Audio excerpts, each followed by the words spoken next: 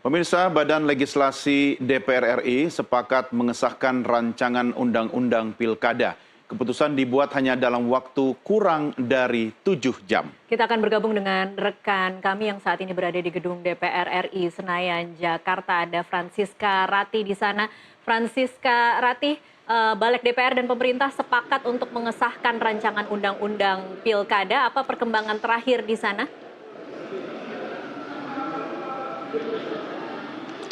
Ya, baik Tasya dan juga Doni, saat ini saya berada di Gedung Nusantara 1 DPR RI, di mana Badan Legislasi DPR melalui panitia kerja dan juga bersama dengan pemerintah yang diwakili oleh Mendagri Tito Karnavian dan juga Menkumham yakni Supratman Andi Atgas, yang hari ini atau sore ini baru saja menyetujui draft revisi undang-undang tentang pilkada atau RUU Pilkada, di mana rapat panja yang seharusnya menyepakati atau memutuskan jam 7 malam ini justru dipercepat begitu, yang akhirnya seluruhnya menyepakati hasil dari revisi rancangan undang-undang pilkada ini.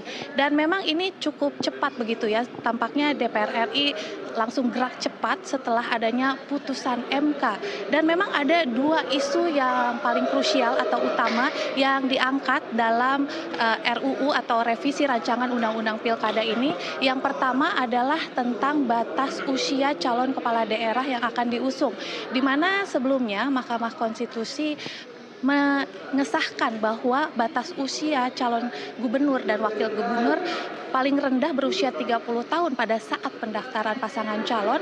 Namun justru pada saat rapat panja hari ini kembali melakukan atau menyetujui di keputusan awal, yakni menyetujui keputusan MA Mahkamah Agung, di mana paling rendah berusia 30 tahun pada saat pelantikan pasangan calon.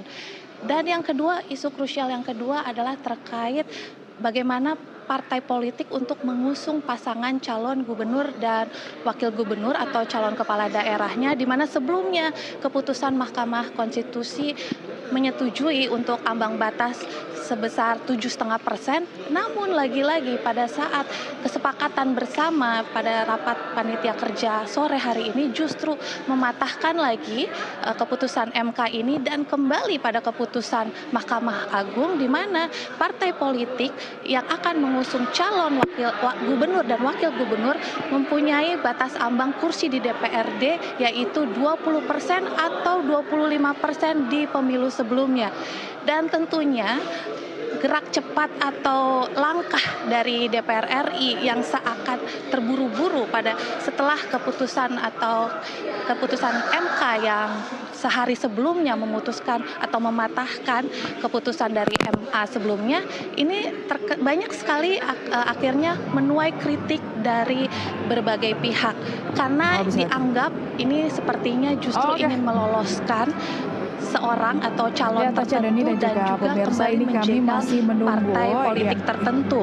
Karena jika misalnya secara logika kita berpikir bahwa dengan adanya keputusan ini, lagi-lagi ini akan memuluskan langkah dari Kaisang Pangarep untuk bisa kembali lolos untuk menjadi calon kepala daerah untuk diusung begitu sebagai calon kepala daerah, dan juga lagi-lagi keputusan dari DPR RI ini seakan-akan menjegal atau menutup lagi langkah PDIP untuk mengusungkan calon gubernur dan wakil gubernurnya khususnya di daerah Jakarta.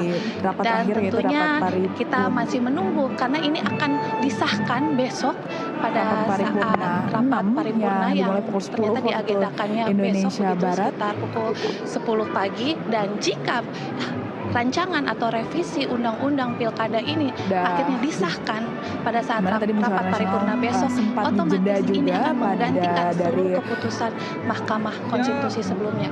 Demikian Doni dan Tasya. Baik Rati, kalau saya bisa konfirmasi, jadi rapat paripurna menurut informasi yang Anda jelaskan tadi akan digelar besok pada pukul 10 pagi, begitu ya Francisca Rati?